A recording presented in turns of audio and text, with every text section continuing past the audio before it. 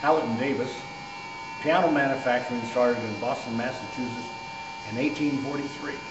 That's just 50 years after the Revolution. So they've been around a long time. It was known for quality pianos at affordable prices and is still the same today. It has a complete line of grand and upright pianos that will give you any kind of style that you would want for your home. People think of outstanding tone and fine furniture. Well, that doesn't come by accident. What makes a piano special is the piano design. Every piano that's out there has a design that will make that piano unique to other pianos. Hallet Davis is no different. As an example, the size and the space of the piano gives you a certain tone. Certainly the design of the case makes it unique to the Hallet Davis. But the special effects are the design and the materials that are used. Let me paint a picture for you as we get into this of how a piano is really manufactured. Picture an assembly line, not a car assembly line, just an assembly line. Here's a piano like this one that just has the rim.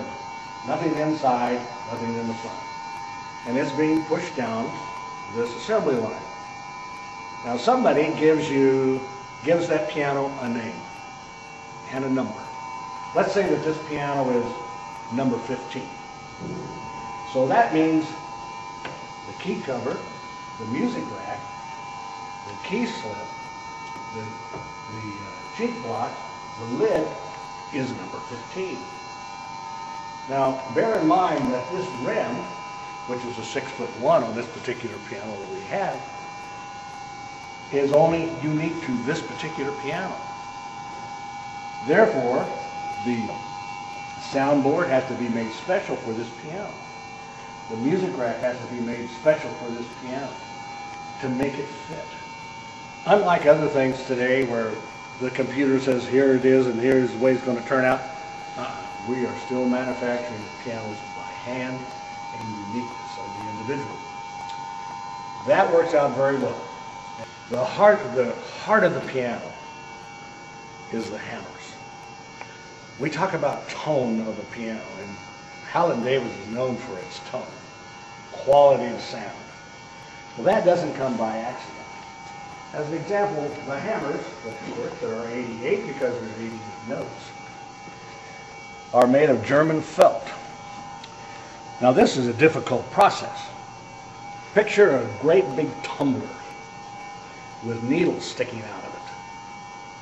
And the wool goes in and it is tossed around and tossed around and tossed around until such a time that it is the consistency of what they want in order to make a hammer. Then they lay it out on a it looks like a bed. It's a big flat piece, and they put a heat on it. They put a thing on top of it. It comes down and they heat it, and it becomes hard, and therefore why we then have a consistency that we need for the hammer. Now most hammers, as you can see here,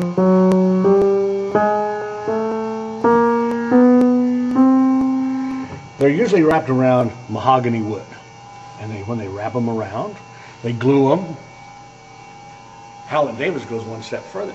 They staple them. So that in arid climates and other places where it could get dry, they won't come off over the years. So they staple them on there so that they know that that hammer is going to be good through the life of the piano.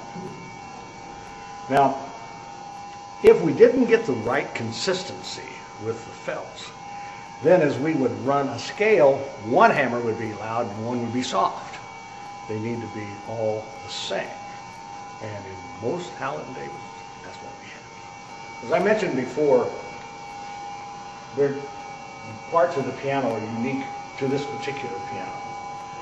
Now, if we were going to get into the intricate part of the piano, in fact, let's do that. Let's see what we have here. The soundboard is made of spruce. Now, the finest violins, cellists, pianos are made of spruce. They generate the sound better than any particular wood that is made today. It hasn't changed for 200 years or longer, so they continue to use genuine spruce soundboards. Now the soundboard, as an example, the sound comes in here and disperses to the edge. You'll find if this soundboard was out of here, you'd find it thick in the middle and thin at the edges, because the sound disperses out like this. The other thing within the piano itself is what we call the pin block. It's important that the pin block be the best, because that's where your tuning stability is going to be for the rest of the piano's life. Pin blocks are here. Now, just to give you an idea, on most pianos, there's about 220 strings or pins, versus a guitar that has 6 or 12, depending on what that is. A violin that has 4. So the reason why we do that is that starting at about an octave below middle C, most pianos will have 3 notes, 3 strings on each note. Those 3 strings are in tune with themselves and they go all the way up. The reason why we do that is for fidelity of sound and volume. Picture Mozart piano. This piano has 88 notes. Mozart's had 76, and 1 string and no pedals. Now, the right pedal on any piano covers up a lot of mistakes and makes you sound a lot better. Mozart didn't have that in his. Now, as we go down on the bass part, or what we call the tenor part, we have 2 strings that are wrapped with copper, and then we have 1 string in the bass section. Getting back to the pin block. Pin blocks come in various plies or layers. As an example, in the Hallet and Davis, they are thin pieces that are glued together, and there's 22 of these. And there's hardly any piano out there today in the grands that have that many plies. And what we do is that, I'm sure most of you know, that the grain of the wood is a hard part of the piece of wood. So what we do is that we put layers like this in there so that when we drill the hole and put a pin in there, the shoulders of the pin rest against the grain. The heart of the piano is called the action. And that's where all the hammers are and all this equipment that we have in here. And it really hasn't changed a lot. It's just the materials that are important. As an example, we use the finest materials in the world. Hard rock maple is the hardest wood that you can find, and spruce, and we use that in all of our action parts. That is so important because we're looking at a piano that's going to last us a lifetime, and maybe your kid's lifetime, if you take care of it, of course. And that's where the action is. I've pulled many actions out, and I've told the people, I said, well, I just took the heart of your piano because I'm going to take it home. It's kind of like taking your heart out of your body, because nothing functions without the action as it does with your heart. Today I've gone through some of the points of a grand piano with a few on the upright. But the Hallet and Davis by far is the superior as far as tone goes and performances.